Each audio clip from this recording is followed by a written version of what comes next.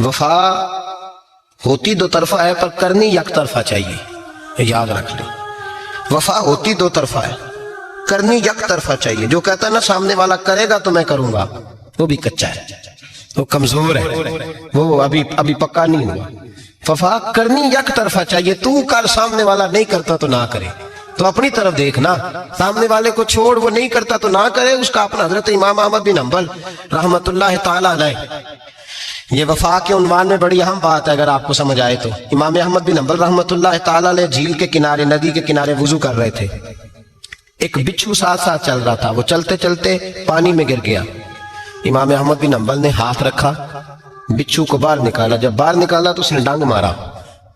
जिसकी तबीयत में डांग होगा तो वो डांग ही मारेगा, मेरे पास है ही और कोई नहीं तो वो करे क्या, वो मजबूर है। उसने डांग मारा, इमाम साहब ने बाहर रखा। भीगा हुआ बिच्छू आपने देखा हो, जब नदी किनारे चलता है तो फिर गिर जाता है, वो फिर गिरा तो इमाम साहब ने फिर निकाला, निकाल के बाहर रखा तो उसने फिर डांग मारा, फिर साथ साथ चलते चलते वो गिर गया।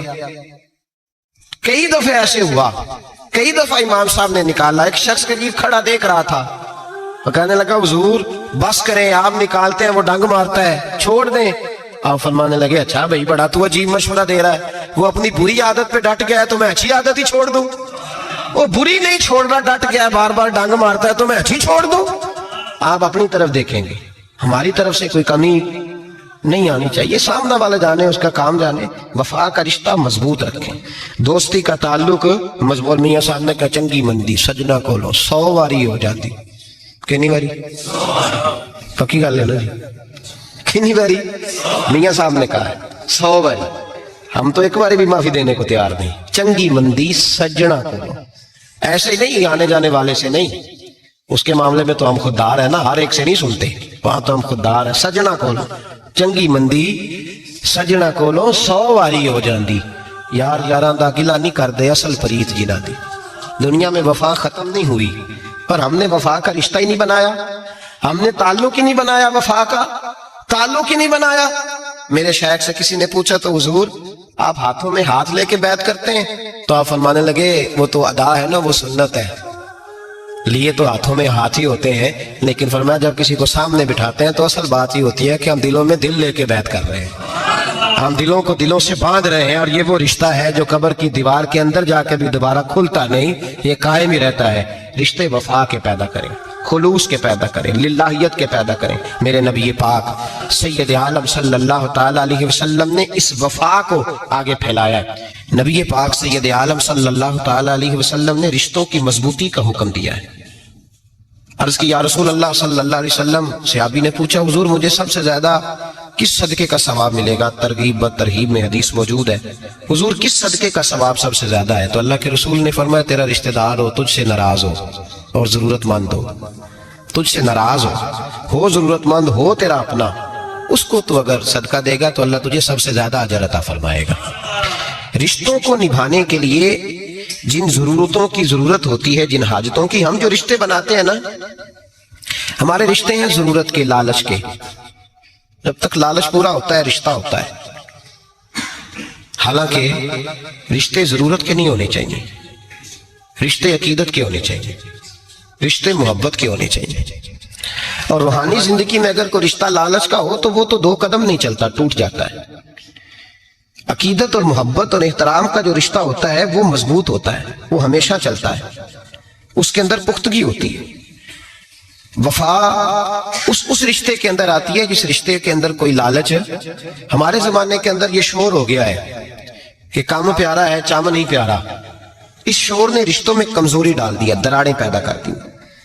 हम लोगों को प्यार हो गया है सामने वाला कितना, और जब तक हमारे काम का कोई शख्स रहता है तब तक हमारा ताल्लुक भी रहता है, और जब वो हमारे काम का नहीं होता तब तक हमारा उसके साथ ताल्लुक टूट जाता है।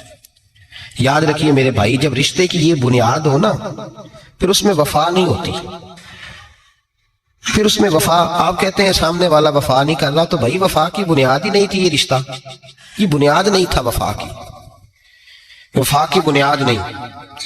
अल्लाह तबारक व तआला ने कुरान मजीद में सहाबा की 2 किस्में बयान की और फरमाया दोनों के साथ मेरा वादा है कि मैं दोनों के साथ अच्छा सलूक करूंगा। ये सारे सितारे हैं, पर किस्में 2 हैं, किस्में 2, कब्ल अल फतह और बाद अल फतह। ایک قسم وہ ہے جو فتح مکہ سے پہلے کلمہ پڑھ کے مسلمان ہوئی، ان لوگوں کی درجہ اللہ کی بارگاہ میں زیادہ ہے۔ جو فتح مکہ کے بعد مسلمان ہوئے، اگرچہ وعدہ ان کے ساتھ بھی رب کریم کا ہے، سارے ستارے ہیں، سارے عظمت والے، لیکن چونکہ فتح کے بعد آئے تو ان کا وہ والا درجہ، ان کا درجہ زیادہ ہے جنہوں نے اسلام کی غربتوں سے پیار کیا، جنہوں نے بھوک سے پیار کیا، جنہوں نے بدر کی تنہائیوں سے پیار کیا، جنہوں نے احد کے پتھروں سے پیار کیا، ان کا درجہ شریعت میں زیادہ ہے۔ اگر آپ تعلق رکھتے ہیں نا، یاد رکھیں اتنی دیر کے جتنی دیر کام چلتا ہے، جتنی دیر ہمارا کسی دوست کے ساتھ تعلق ہے، تو یہ رشتہ کمزور ہے، اس میں وفا نہیں ہوگی اور کسی نہ کسی جگہ پہ ٹوٹ جائے گا، کسی نہ کسی جگہ پہ آ کے ختم ہو جائے گا۔ صوفیاء یہ کہتے ہیں کہ اولاد کے ساتھ بھی اس تمنا کا رشتہ نہ رکھو کہ وہ میری وفادار ہوگی اور میری وہ کل کو خدمت کرے، کمیٹی نہ ڈالو کہ یہ بچے ہیں تو بڑے ہوں گے تو میں آرام سے بیٹھوں گا تو میری پینشن لگ جائے گی، یہ روٹی کما کے لائیں گے، یہ تو کمیٹی ہے، اولاد تو نہ ہوئی، کمیٹی نہ ڈالو، چھوڑو اس چکر کو۔ اولاد فرما بردار اگر ہوگی تو اپنے فائدے کے لیے ہوگی۔ ہم نے اسے یہ لالچ بھی، حضرت عبداللہ بن مبارک رحمۃ اللہ تعالیٰ علیہ فرماتے ہیں لالچ کے رشتے ہیں دنیا کے، لالچ کے۔ آپ کے انتقال کا وقت آیا تو اماں بڑا رو رہی تھی، عبداللہ بن مبارک رحمۃ اللہ علیہ اپنی اماں سے کہنے لگے اماں تو کیوں روتی ہے، تیرے تو اور بھی بیٹے ہیں، تو میرے بعد لوارث تو نہیں ہو جائے گی، آخری وقت ہے، نزع کا عالم، اماں تو کیوں روتی ہے، اور بھی بیٹے ہیں؟ تو اماں کہنے لگی بیٹا اور بھی بیٹے ہیں، پر جس طرح کا دھیان تو رکھتا تھا وہ نہیں رکھتے، جس طرح وقت پہ دوائی تو لا کے دیتا تھا وہ نہیں لا کے دیتے، جس طرح تو میرے کھانے پینے کا خیال رکھتا تھا وہ نہیں۔ کہنے لگے اچھا اماں اس کا مطلب ہے تو مجھے نہیں رو رہی، تو اپنی ضرورتوں کو رو رہی ہے کہ روٹی کون دے گا، کھانا کون لائے گا، دوائی، میں سمجھا تھا شاید مجھے رو رہی ہے۔ بیوی سے پوچھا تو کیوں رو رہی ہے، تو کہنے لگی تیری وجہ سے میری بادشاہی تھی، تو موجود ہے تو خاندان میں، معاشرے میں میرا ایک وقار ہے، تیرے بعد تو بیوہ کی زندگی ہوگی۔ آپ فرمانے لگے اوہو میں سمجھا تھا شاید مجھے رو رہی ہے، تو اپنے وقار کو رو رہی ہے۔ بیٹوں اور بیٹیوں سے پوچھا تمہاری آنکھوں میں کیوں آنسو چھلکتے ہیں؟ کہنے لگے ابا جس پیار سے باپ شادی کرتا ہے دوسرا کوئی نہیں کر سکتا، اور جس محبت سے باپ لا کے کما کے دیتا ہے دوسرا کوئی نہیں دے سکتا۔ فرمانے لگے اوہو میں سمجھا تھا مجھے رو رہے ہو، تم تو شادیوں کو رو رہے، میرے ساتھ تو تعلق ہی نہیں۔ پھر عبداللہ بن مبارک رونے لگے، اب پھوٹ کے روئے۔ کسی نے کہا آپ کیوں روتے ہیں؟ فرمایا آج سمجھ آئی ہے، میرے ساتھ اگر بے لوث رشتہ ہے تو یا خدا کا ہے یا محمد مصطفیٰ کا ہے صلی اللہ علیہ وسلم۔ آج سمجھ آئی ہے، وہ میں نے جن کے ساتھ تعلق مضبوط کیا ہی نہیں، کبھی فجر چھوڑی، کبھی زور چھوڑی، کبھی یہ رہ گیا، کبھی وہ رہ گیا، کبھی داڑھی کا پروگرام بنا، کبھی رہ گیا، جن کے ساتھ میں کمزور تھا وہ میرے ساتھ مضبوط تھے، اور جن کے ساتھ میں مضبوط تھا ان کا میرے ساتھ کیا حال تھا۔ یہ کمزوری ہے رشتوں میں، وفا نہیں۔ ہمیں تو بھائی کام پیارا ہے، چام نہیں، بالکل۔ بچے شکایت کرتے ہیں، کہتے ہیں ابا کماؤ پتر سے پیار کرنے لگا ہے، بچے شکوا کرتے ہیں، کہتے ہیں جو آدمی جیب میں زیادہ پیسے ڈالتا ہے ابا جی کا پیارا ہے۔ باپ شکوا کرنے لگے ہیں، کہتے ہیں میں مالدار ہوتا تو میرے بچے بھی فرما بردار ہوتے۔ رشتوں کو روح کا رشتہ بنائیں، وفا کا رشتہ بنائیں، وفا کا۔ کتے کا ذکر قرآن پاک میں آیا ہے، اس لیے آیا ہے کہ اس نے اللہ کے ولیوں سے وفا کی تھی، اس لیے آیا ہے کہ اس نے اللہ کے ولیوں کے ساتھ وفاداری کی، وفاداری کی تو اللہ نے اس کا ذکر ہے قرآن۔ رشتے لگانے کا لوگوں کو بہت شوق ہے، حالانکہ رشتہ لگانا اتنا مشکل نہیں جتنا نبھانا مشکل ہے۔ ہم ساری زندگی یہ ثابت کرنے کی کوشش کرتے رہتے ہیں کہ ہمارا جو فلاں آدمی سے تعلق ہے وہ بڑا مضبوط ہے، ہم یہ بتاتے رہتے ہیں کہ مجھے تجھ سے بڑا پیار، اور بتانا بھی چاہیے۔ نبی پاک صلی اللہ علیہ وسلم نے فرمایا جس سے محبت ہو اسے بتایا کرو کہ مجھے تجھ سے محبت ہے، تاکہ وہ بھی تم سے پیار کرے، یہ بتا دینا چاہیے۔ لیکن بتانے کا حکم ہے، ساری زندگی ثابت کرنے کا حکم نہیں۔ ہم ساری زندگی یہ ثابت کرتے رہتے ہیں کہ میں بڑا فرما بردار ہوں آپ کا، میں بڑا تابعدار ہوں، میں آپ سے بڑی محبت کرتا ہوں، یہ ثابت کرتے رہتے ہیں۔ رشتے نبھانے سے بات بنتی ہے، ثابت کرنے سے بات نہیں بنتی۔ ایک تعلق کا پودا آپ نے لگایا زمین میں، چھوٹا سا پودا، اس کے سامنے کھڑے ہو کے آپ سارا دن کہتے رہیں کہ او پودے مجھے تجھ سے بڑی محبت ہے، میں تجھے بڑا چاہتا ہوں، میرا تیرے ساتھ بڑا رشتہ ہے، میرا تیرے ساتھ بڑا تعلق ہے، سارا دن پودے کو یہی کہتے رہے، او چھوٹے سے پودے مجھے تجھ سے بڑا پیار ہے، میں رات بھی تجھے خواب میں دیکھ رہا تھا، کل بھی مجھے تو یاد آ رہا تھا، پرسوں بھی مجھے تو یاد آ رہا تھا، تو اس سے وہ پودا پروان نہیں چڑھے گا۔ پروان چڑھانے کے لیے اسے پانی دینا ضروری ہے، परवान चढ़ाने के लिए उसे जड़ी बूटी से बचाना जरूरी है। उसे परवान चढ़ाने के लिए उस पौधे को धूप और छांव मुनासिब फराहम करना जरूरी है। सारा दिन साबित करने से पौधा परवान नहीं चढ़ेगा। मेरे भाई, रिश्ते बताना चाहिए, जरूरी है। नबी पाक सल्लल्लाहु अलैहि वसल्लम ने हुक्म दिया।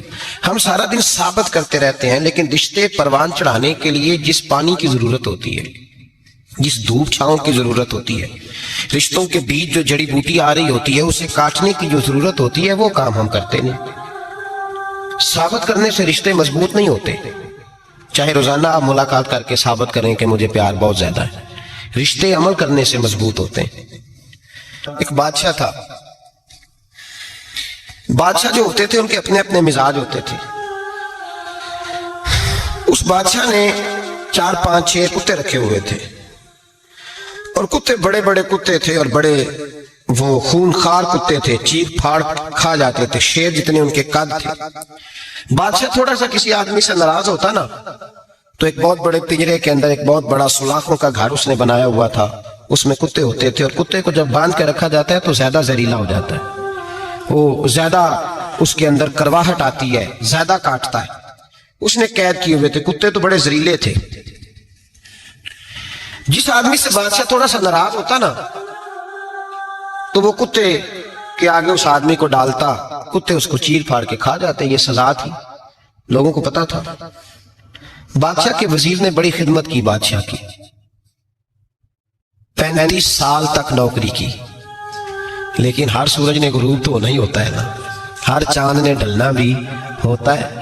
अब बूढ़ा होने लगा, वो जो मजबूत हाफसा था वो कमजोर होने लगा, हल्की हल्की गलती। बादशाह मिजाज का बादशाह था, पर नहीं समझ में आया। तो मैंने कहा कि लोग कहते हैं हमें काम प्यारा है, चम नहीं। तो रिश्ता वफा का था ही नहीं। वजीर समझने लगा कि अब ना मैं भी गलतियां करने लगा हूं, तो ऐसा ना हो किसी दिन मैं भी इन कुत्तों का शिकार हो जाऊं। उसने बादशाह से कहा कि बादशाह, मुझे आहिस्ता आहिस्ता माजरत करने लगा, कदम हटाने लगा कि मुझे छुट्टी दे दी जाए, मैं बूढ़ा हो गया। लेकिन उसने कहा नहीं नहीं, जब तक मेरी तबीयत नहीं मानती तुम नहीं जा सकते। मुतलक उलेनान लोग थे। वजीर खामोश हो गया, परेशान रहने लगा, गलती हो गई है तो फेंक देगा। एक तजवीज उसके ज़हन में आई। वो जो पिंजरे, कुत्तों के पिंजरे पर मुहाफिज बैठा था ना, जो उनको खाना डालता था, रोटी डालता था, गोश्त देता था, उसको एक दिन कहने लगा, यार तेरी ड्यूटी है सारा दिन कुत्तों को खाना देने की, गोश्त देने की, तो 2-4 दिन ड्यूटी मुझे नहीं देता, तू ले ले, मैं तो पहले परेशान हूँ, सारा दिन उनकी देखभाल करता हूँ। उसने कुछ थोड़ा सा गोश्त लिया, पिंजरे के बाहर खड़े होकर कुत्तों को डाला। अगले दिन थोड़ी रोटियां ले आया, कुत्तों को डाली। 2-4 दिन, हफ्ता, महीना, साल भर, जितना उसको मौका मिला वो दिन भर खिदमत करता। बस वक्त एक दिन आ गया, बादशाह को कोई बात अच्छी न लगी। उसने कहा इस बुड्ढे को उठाओ और डालो कुत्तों के पिंजरे में। सारी जिंदगी यहां रहा, इसे अभी तक नहीं पता चला मेरे मिजाज का। जब उठा के पिंजरे में डाला ना, तो बजाय इसके कि कुत्ते उसे काट खाते, वो उसके पैर चूमने लगे। वो पैर चूमने लगे, हाथ चूमने लगे, चाटने लगे। तो बादशाह सामने खड़ा था नजारा देखने को कि चीर फाड़ करते तो खुश हुआ करता था, खूनखार दरिंदे जैसी उसकी तबीयत हो गई। जब देखा प्यार कर रहे हैं,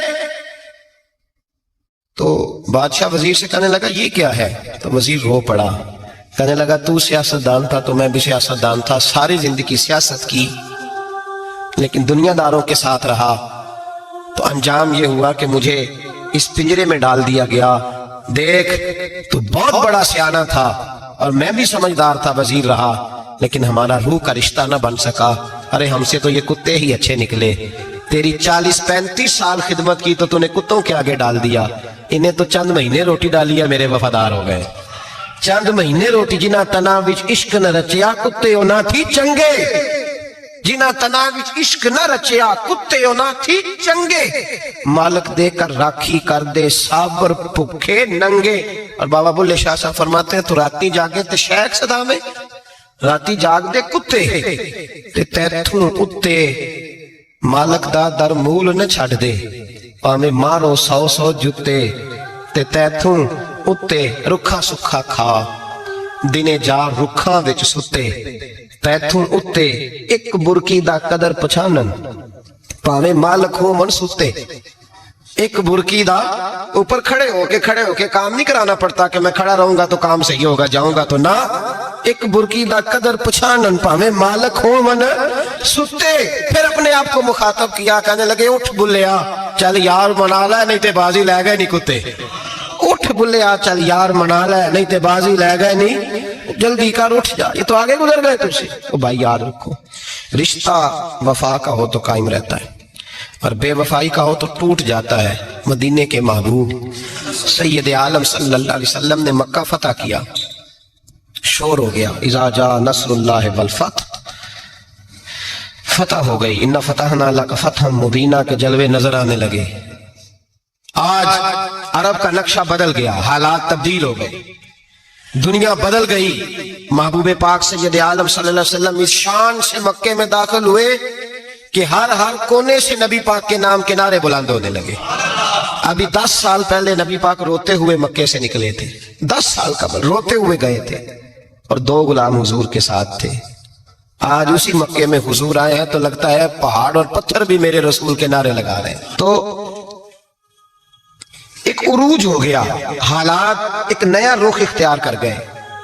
اور مکہ مکرمہ کے اندر اللہ تبارک اب تو احاطہ بڑا ہو گیا ہے، مطاف بہت بڑا ہو گیا ہے. حرم شریف کی مسجد کو وسعت دے دی گئی ہے، لاکھوں لوگ آ سکتے. اس وقت جب 10,000 لوگ آئے نا تو سیرت نگار کہتے ہیں یوں لگا جیسے درختوں پہ بھی لوگ چڑھے ہوئے، پہاڑوں پہ بھی لوگ، اتنا مجمع تھا.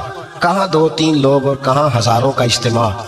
میرے نبی پاک صلی اللہ علیہ وسلم نے طواف کیا اونٹنی پہ بیٹھ کے کعبے کا. پھر میرے محبوب تشریف لائے اور حضور نے خانہ کعبہ کا دروازہ کھولا. پھر میرے نبی پاک نے بت توڑے. پھر میرے محبوب نے خانہ کعبہ کے دروازے میں کھڑے ہو کے خطبہ ارشاد فرمایا. پھر میرے رسول پاک صلی اللہ علیہ وسلم کے جلوے زمانے نے دیکھے. ان سارے حالات میں دنیا نے ایک وفا کا عجیب منظر دیکھا کہ اس موسم بہار میں نہ تو آواز حضرت ابو بکر کے نام کی بلند ہوئی، نہ عمر فاروق اور نہ مولا علی کے نام کی بلند ہوئی. اس مجمع عام میں محبوب پاک کی آواز گونجی تو رب کریم کے حبیب نے فرمایا این بلال، میرا بلال کہاں ہے، میرا بلال کہاں ہے، اس کو بلاؤ نا، کدھر ہے بلال. عجیب رنگ وفا دیکھا نا لوگوں نے، یہ وفا. فرمایا بلال کدھر ہے. حضرت بلال ہاتھ باندھے سب سے پیچھے، وہ شہرت سے بچنے والا پیچھے پیچھے رہتا ہے.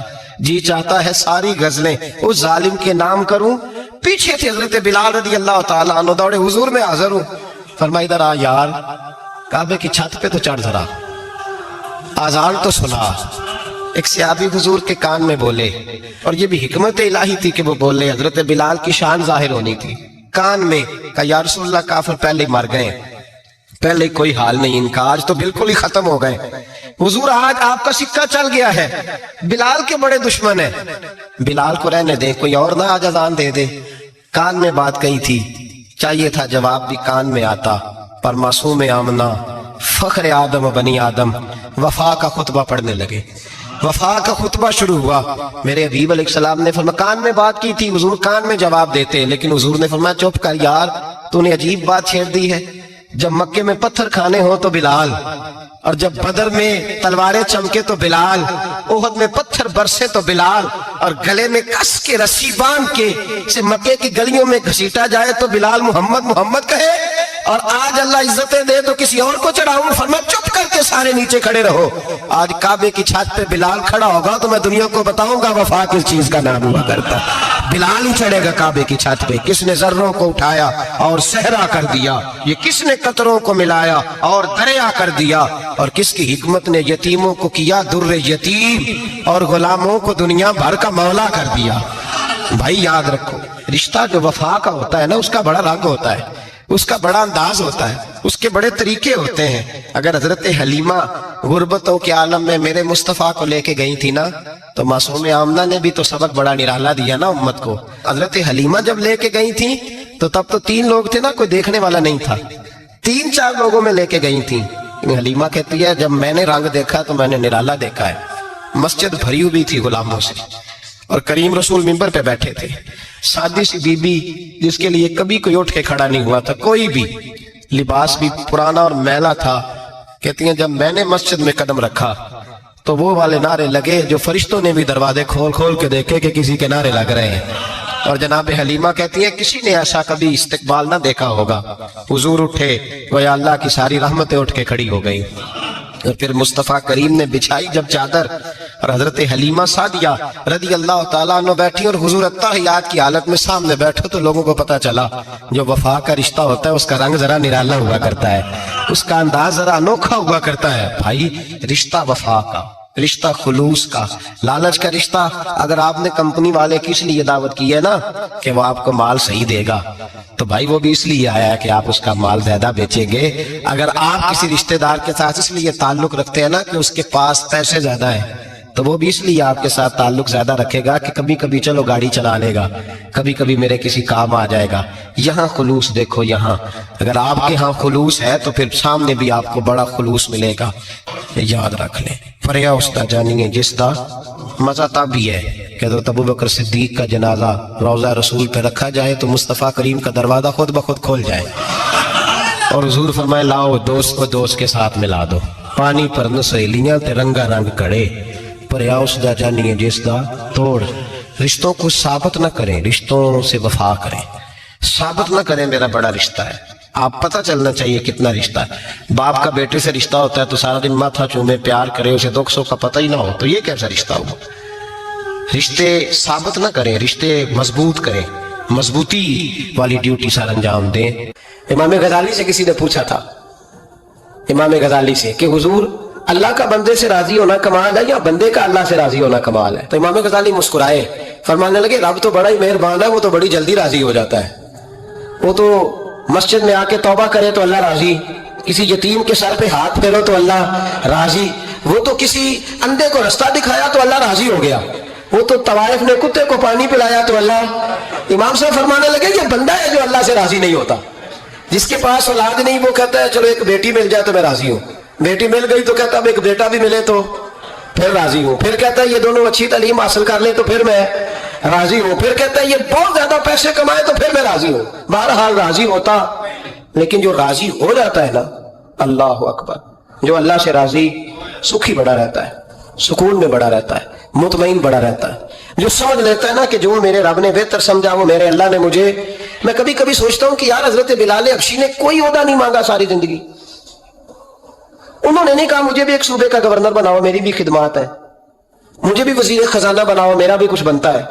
ایک دفعہ نہیں کہا سیدنا بلال حبشی رضی اللہ تعالیٰ عنہ نے کہ میری بھی کوئی ڈیوٹی ایسی ہونی چاہیے کہ مجھے چلو سپہ سالار ہی بنا دیا جائے. ساری زندگی مسجد میں جھاڑو دیا تو اسی پہ راضی رہے, ساری زندگی محبوب کے مہمانوں کا لنگر پکایا تو اسی پہ راضی رہے, ساری زندگی میرے محبوب علیہ السلام کے بچوں کی نوکری کی تو اسی پہ راضی رہے, راضی بالرضا رہے. حضرت سیدنا موسیٰ علیہ السلام نے عرض کی کوہ طور پہ جا کے, مولا میری قوم پوچھتی ہے کہ کوئی ایسا کام بتا جو ہم کریں تو ہم سے راضی ہو جائے. حضرت موسیٰ کی قوم کا خیال تھا کہ تہجد کا حکم آئے گا تو پڑھیں گے, صدقات کا حکم آئے گا تو دیں گے, جہاد کی بات ہوگی تو کریں گے. کچھ جو نیک لوگ تھے ان میں سے انہوں نے یہ پیغام دیا کہ مالک ہمیں بتائے کہ وہ کس کام پہ راضی ہوتا ہے, ہم وہ کام کریں تاکہ اللہ ہم سے راضی ہو جائے. حضرت موسیٰ کلیم کہتے ہیں میں نے عرض کی مولا میری قوم پوچھتی ہے کہ کون سا ایسا کام کریں کہ تو راضی ہو جائے. تو رب کریم نے ارشاد فرمایا موسیٰ, کہتے میرا خیال تھا کوئی لسٹ ملے گی, لیکن مالک نے ایک جملہ کہا, ایک جملہ, اور تفسیروں کے دریا بہا دیے. عرش کے مالک نے فرمایا موسیٰ ان سے کہو جا کے کہ وہ مجھ سے راضی ہو جائے, میں ان سے راضی ہو جاؤں گا, مجھ سے راضی ہو جائے. بندے اللہ سے راضی ہی نہیں راضی ہوتے, اللہ کی رضا پہ راضی رہیں. مالک کے فیصلوں میں اپنے دل میں کوئی بوجھ محسوس نہ کریں, اپنی زندگی اللہ کے فیصلوں. دیکھیں نا, جو ماں باپ اللہ نے بڑے اچھے سمجھے وہ ہمارے لیے پسند کیے, وہ اللہ نے ہمارے لیے, جو اس نے ہمارے حق میں بڑے, جو بہن بھائی, اللہ کرے آپ کو سمجھ آئے, جو بہن بھائی اس نے ہمارے حق میں بڑے اچھے سمجھے وہی بہن بھائی اس نے ہمیں عطا کیے. جس بیوی کو اس نے ہمارے گھر کے گلشن میں بہتر سمجھا اس کو لا کے اس نے ہمارے آنگن میں بٹھایا, اور جو اولاد اس نے ہمارے لیے باعث افتخار سمجھی وہ اولاد اس نے ہمیں عطا فرمائی. حضرت نوح علیہ السلام کا بیٹا کافر ہو گیا, پر کسی جگہ انہوں نے شکوہ نہیں کیا کہ مالک یہ کافر کیوں ہوا. اللہ کے قبضے میں ہے نا دل, پھیر سکتے ہیں نا, مقلب القلوب ہے.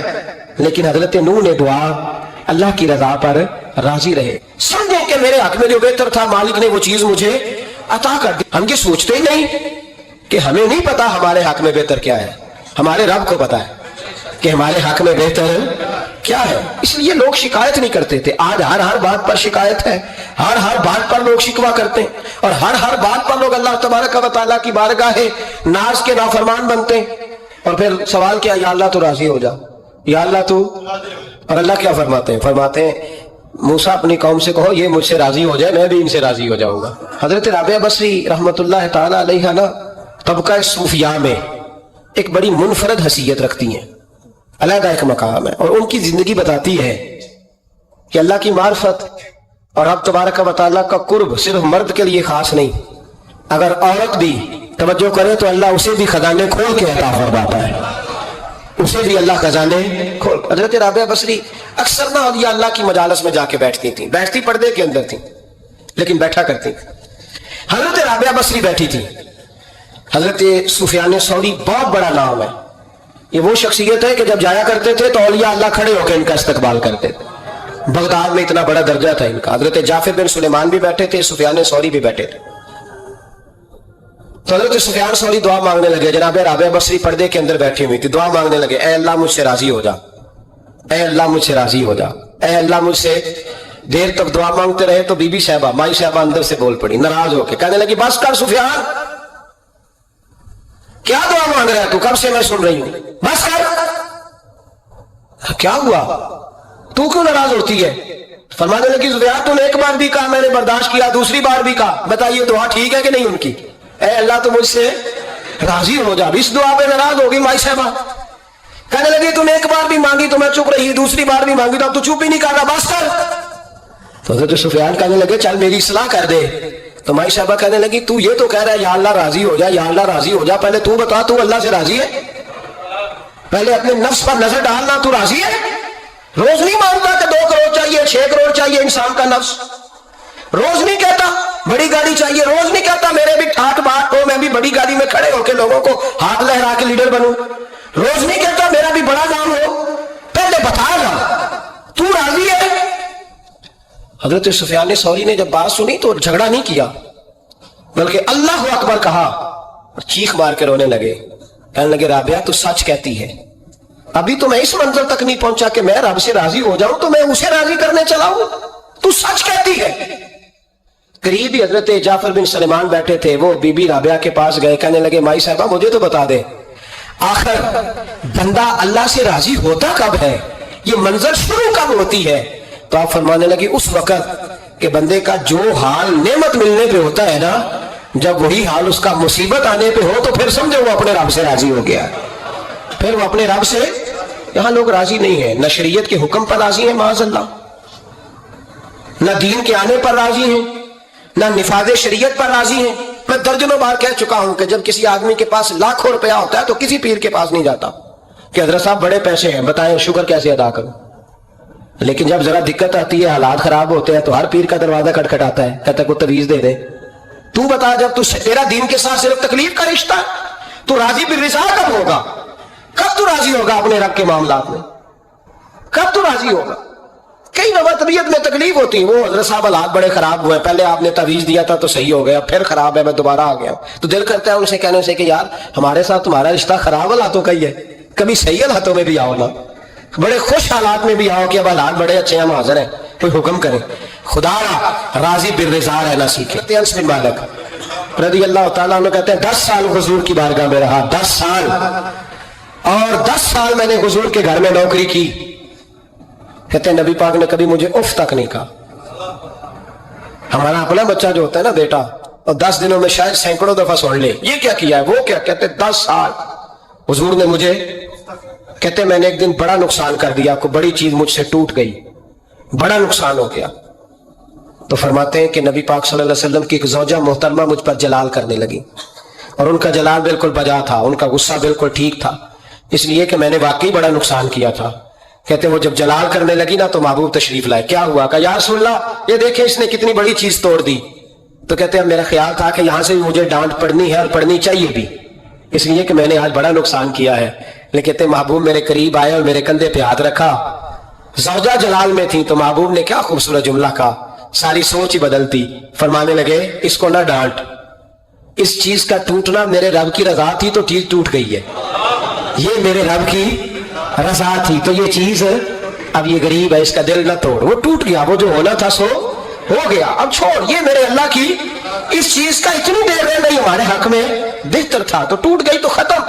کہتے بڑا جلال تھا محبوب کی زوجہ کو, لیکن انہوں نے جب بات سنی تو پھر مصطفیٰ کریم کا گھرانہ, پھر حضور کی ازواج پاک, مومنوں کی مائیں, کہتے ہیں اسی وقت وہ بیٹھیں اور انہوں نے میری طرف بڑی شفقت کی نظروں سے دیکھا, اور ان کے غصے کو میں نے پیار میں بدلتے دیکھا. بھائی یاد رکھو,